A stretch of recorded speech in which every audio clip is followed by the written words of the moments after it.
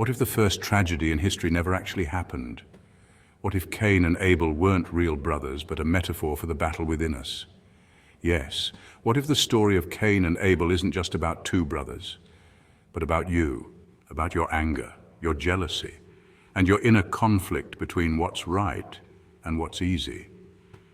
Today, we aren't just answering a question that's haunted believers, scholars, and thinkers for centuries. We're diving deep into the Bible story of Cain and Abel and dissecting it bit by bit. Were Cain and Abel real people, or just a divine parable to help us understand ourselves? This is Scripts of Wisdom, where ancient scripture meets the human soul. Subscribe now so you don't miss what's next. Many Christians believe Cain and Abel were literal people. They're the first children of Adam and Eve, placed in a specific lineage, Genesis 4:1-2. The New Testament mentions Abel as real. By faith, Abel offered a better sacrifice. Hebrews 11:4, Jesus calls him righteous Abel. Matthew 23:35. In this view, the story is early human history, a real murder, a real warning, a real reminder of what happens when sin takes root in the heart. But others say, hold on, what if Cain and Abel weren't just people? What if they're archetypes?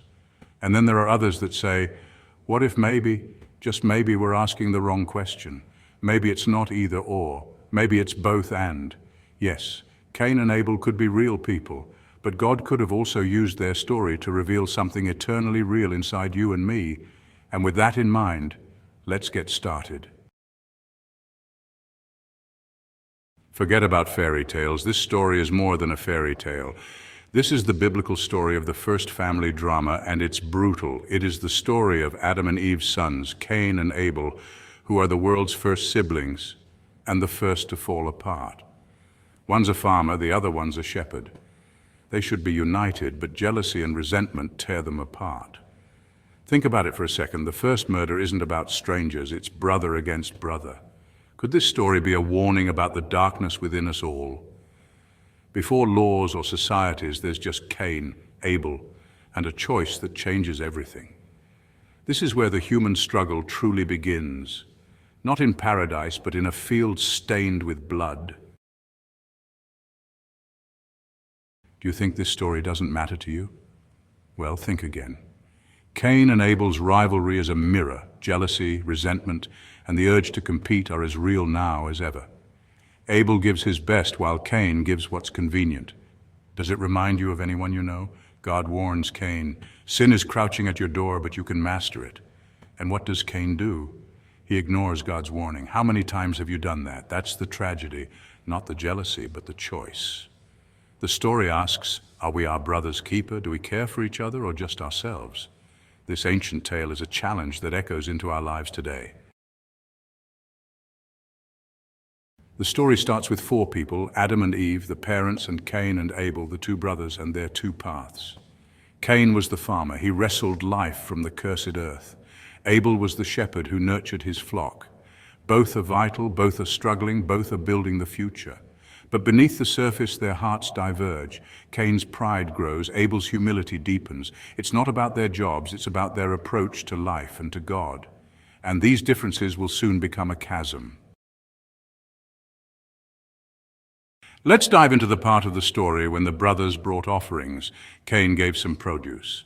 And Abel, he made sure to give the best of his flock. Abel's gift wasn't just generous, but heartfelt. Cain's, on the other hand, was just a routine, an obligation. And God sees the difference. One is an act of love, the other a transaction. This teaches us that it's not about what's given, but why. Think of it as tossing spare change versus giving with purpose. One is duty, the other devotion. God's response is clear. He values the heart behind the gift, and this moment sets the stage for everything that follows. Why did God accept Abel's offering but not Cain's? The reason is simple: faith. Abel trusts, gives his best, and worships with love, while Cain's gift is an empty ritual, no trust, just obligation. God isn't rejecting Cain's work, but his lack of faith. The real lesson: God cares more about our motives than our actions. The rejection is a mirror for Cain's soul, a chance to change or to let darkness win. What happens next is up to Cain and to us. So Cain was very angry and his face was downcast. This is the reaction. Not introspection, not humility, not even a simple question, God, what did I do wrong? How can I make it right? No, the response is pure hot anger and shame. His face falls. He is consumed by rage, not at his own failure, but at his brother's success. He doesn't look inward to examine his own heart. He looks outward with burning jealousy at Abel. The divine rejection has wounded his pride, and instead of seeking to heal the wound, he allows it to fester. He sees Abel not as his brother, but as the reason for his humiliation. The problem in Cain's mind isn't his offering, the problem is Abel. This is a critical moment in the human story.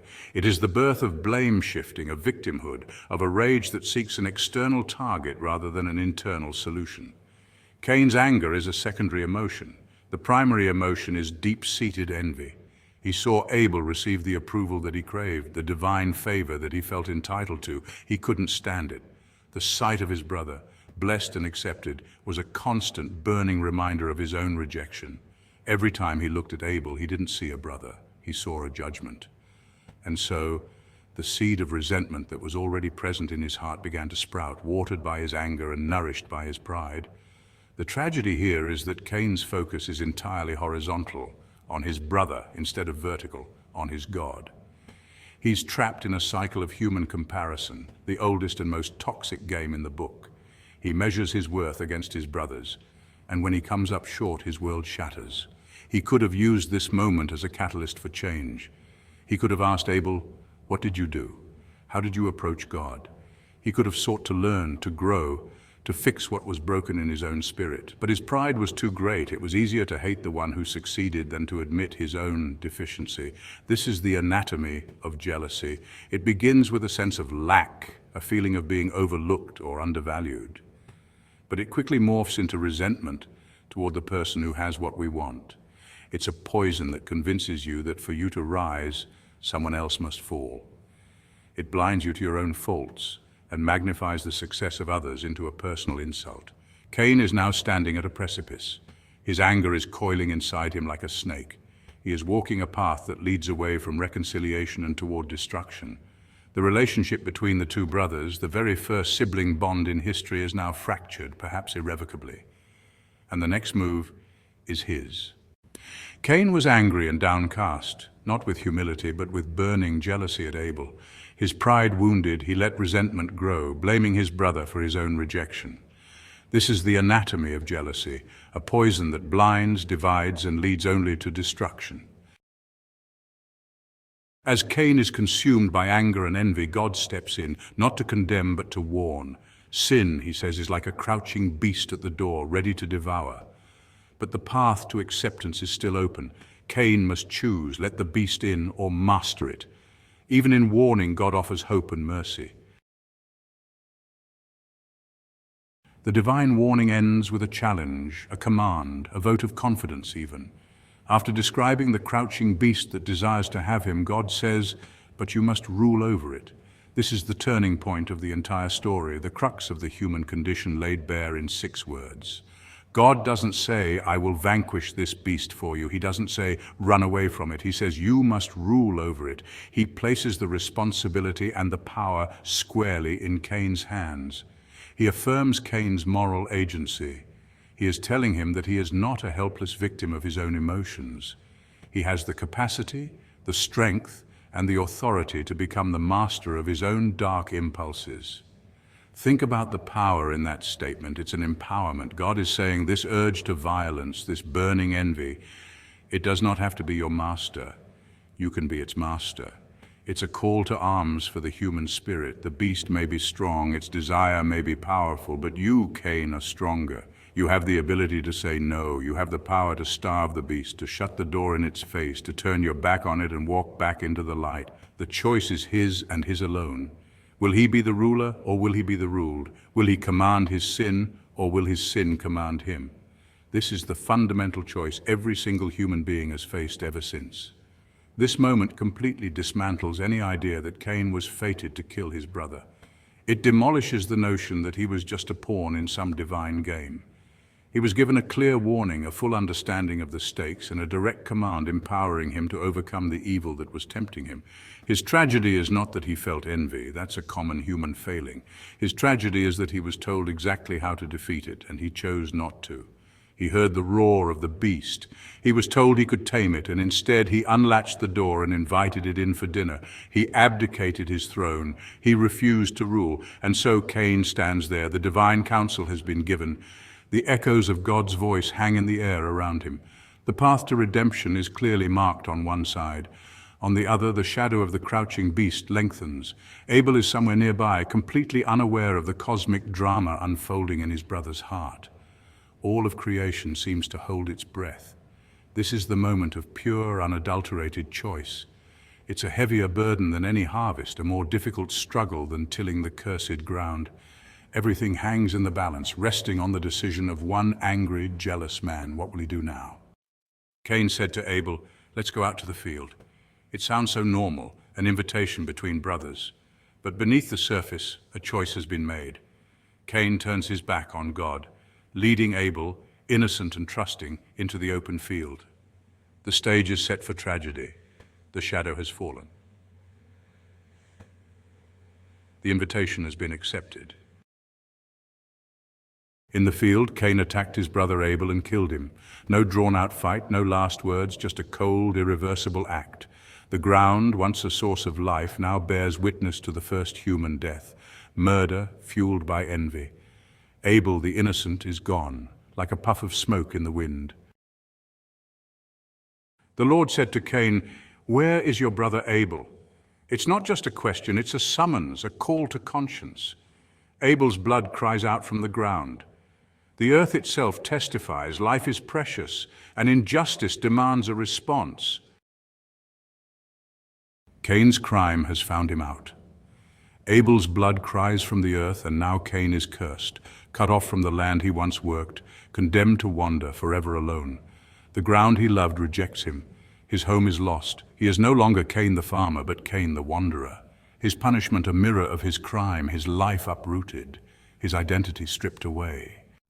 Cain's bravado shatters. The defiant man is gone. Now he's broken, terrified, and honest. My punishment is more than I can bear. Exiled, cut off from God and fearing for his life, he's overwhelmed by the consequences of his actions. Cain's cry is the desperate plea of anyone facing the true cost of their worst choices. In Cain's darkest moment, God's response is mercy, not vengeance. He marks Cain, not with shame, but with protection. This mark is a shield, a sign of undeserved grace. Even in exile, Cain lives, kept by the God he defied. Grace remains even in the wasteland. This story isn't just about two ancient brothers, it's a mirror to our own souls. Cain and Abel are archetypes, warring impulses inside us all. So which brother am I feeding today? Cain's envy or Abel's gratitude? Most days we're both. That's the story's genius. Now, if you want to get really clever, you have to look at the original language. The ancient Hebrews who first told this story didn't waste a single word. Everything had a purpose, a deeper layer of meaning. Take the names, for instance. They aren't just random labels like Kevin or Steve, they are clues. Cain in Hebrew is, which is linked to the word for to acquire or to possess. His very name screams materialism, acquisition, getting things. He is the man who believes in what he can hold, what he can produce, what he can own. His identity is wrapped up in his possessions, which is why God's rejection of his offering felt like a personal attack on his very being. Then you have Abel. His name in Hebrew is. And what does mean? It means breath, vapor, or mist. The same word is used in the book of Ecclesiastes to mean vanity or futility, something fleeting and temporary. His name is a tragic prophecy. He is a whisper in the wind, a life that is there one moment and gone the next. It's a stark reminder of the fragility of goodness in a fallen world. He represents a life of faith, which is often intangible and cannot be possessed like a pile of grain. He is the opposite of his acquisitive brother. He is a transient spirit, a puff of smoke, whose value is not in what he owns, but in his relationship with God. And what about that crouching beast? When God warns Cain that sin is crouching at your door, the Hebrew word used is, this isn't a sleepy cat having a nap. This word is used in ancient texts to describe a powerful demonic entity or a wild predator lying in ambush. It's a living, breathing thing with its own desires. It desires to have you, God says. This isn't a passive temptation, it's an active hunger. Sin is personified as a monster that wants to consume you to make you its own.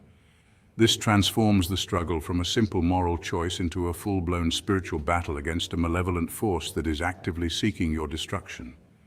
Even Cain's famous question, "Am I my brother's keeper?" has a deeper sting.